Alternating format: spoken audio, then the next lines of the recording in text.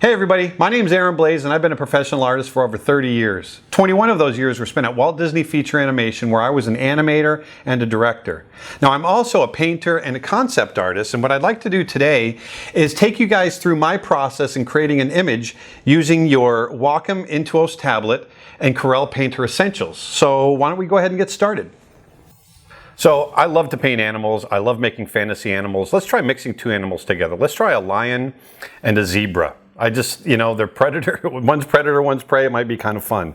So the first thing we want to do is we want to go up to just under File, and we're going to open a new document. I like to keep everything around 300 dpi, and my dimensions, let's just do 12 by 8 inches. I like to go by inches, and we'll call it zebra/lion for nothing better. All right, so now we've got our document. The next thing I like to do is I just want to open up that workspace. So I'm just going to pull this corner down. That way my document can float around inside and I can go ahead and paint. Now, I love to work in layers. One thing I'm going to do here is right on that little icon, I'm going to click it, and you can see I've opened up a new layer on top. And then what I want to do is I want to come up and pick a brush. And there's a whole bunch of brushes there. You can see right now it's set on blenders, but I'm grabbing chalk and pastel, and I'm going to grab a charcoal pencil. Now, one of the first things to remember when getting started with your tablet is there's a little bit of a learning curve where you're looking at the screen and your hand is down here. So what I really recommend is getting your tablet aligned exactly like your screen. If it's tilted like this and you're trying to draw, your cursor will go in weird directions on the screen. I learned that the hard way when I first started. So when you can get your tablet lined up like so, just like your screen, then your eye is going to be wanting the cursor to go a certain direction and your hand will follow. Okay? Now the other thing too is as we start drawing, be loose. When we're doing that rough drawing, don't get really noodly with it, okay? You want to be loose and you want to be free. It's this stage where we want to find our composition and we want to find the drawing. So don't get tight. Just stay really nice and loose and just try to sweep through the image. Yeah, keep your brush strokes, long. Like I said, don't get noodly. This is your chance to really just kind of get in there and kind of find your composition. I'm paying attention to this reference photograph that I'm using of that lion, and I want to get depth. I want to get form. I'm looking for muscle masses. I'm just trying to, like I said, rough in that image and get it to feel right. And I'm also going to be able to resize it. I can get it to sit inside the composition the way I want it. So now we're getting a little bit further down the road. I've gotten a little bit of the details. You can see I've gotten a few of the muscle masses laid in there.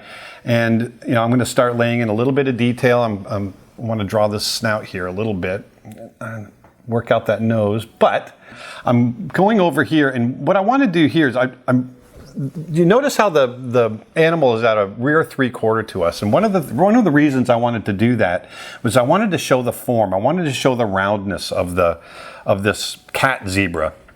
And if I'd shown it in just profile, it would feel flat. But by turning it in 3/4 like this, I can really emphasize the form, the roundness. And actually, when we start adding stripes, we're really going to be able to emphasize that roundness. And so you can see as I draw, I'm really trying to push that. Now I want to work some of these details into the snout, into the face.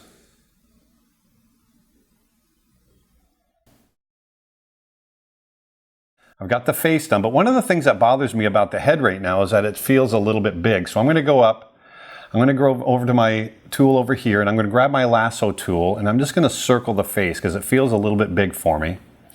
Then I can come back over and click on my lasso tool again and go over, and this is my transform tool. And here, if I hold the shift key and then push in, you can see that I can keep the same proportion but shrink it. And now I just come up here and click on select and come down and click on none, and that gets rid of the selection.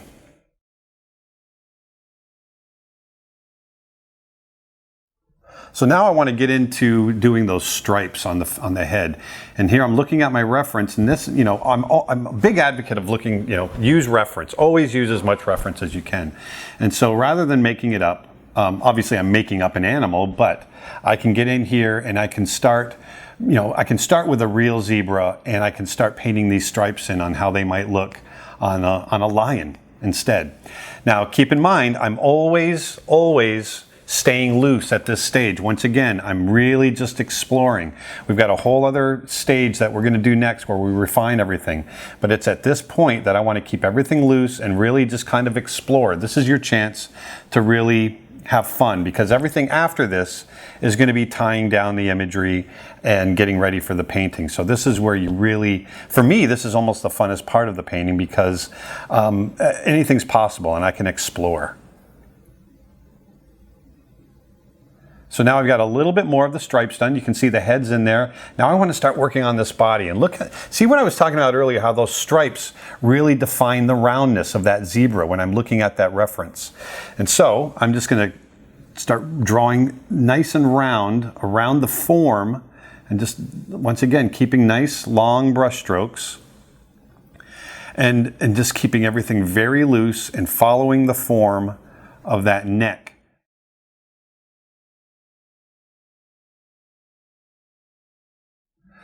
So now I've got you know, the neck done. I'm getting into the body. This is where we're going to get into some really fun stuff where we're defining the form, getting into those muscles. See how I've got a little break right there as the stripe wraps around right here into that latissimus muscle and down into the ribs and all that down underneath. And you can see how those stripes really define the form. It gives it almost a 3D effect.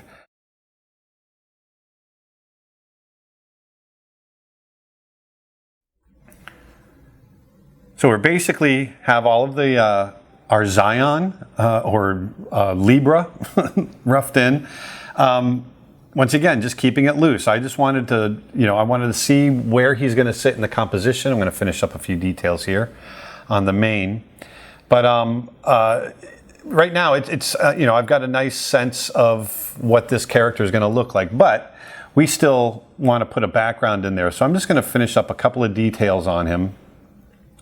And I wanted to find some of these stripes over the brow and get that right. But, you know, one of the beauties of working digitally like this is this ability to really just get in there and just start thrashing about on your composition. You can't really do that with traditional media. You gotta, even if you're going loose, you gotta be a little bit planned out. And one of the things I love to do is really sometimes not even plan it. I just like to get in there and just start drawing and see what evolves. And that's kind of what we're doing today. You know, we knew that we wanted to do this creature, but I'm just kind of finding it as we go. You know, that's what these tools enable us to do. It's fantastic because, you know, working in layers like this, I'm able to pull back on the opacity. Like later on, we're gonna dim the opacity on this layer, and we're gonna draw right over the top of that. We can just build up layer after layer. So right now, what I'm trying to do is I'm trying to add some clouds back there. I want a nice big open sky, something nice and big and clear for our nice detail-y looking zebra lion to kind of sit against.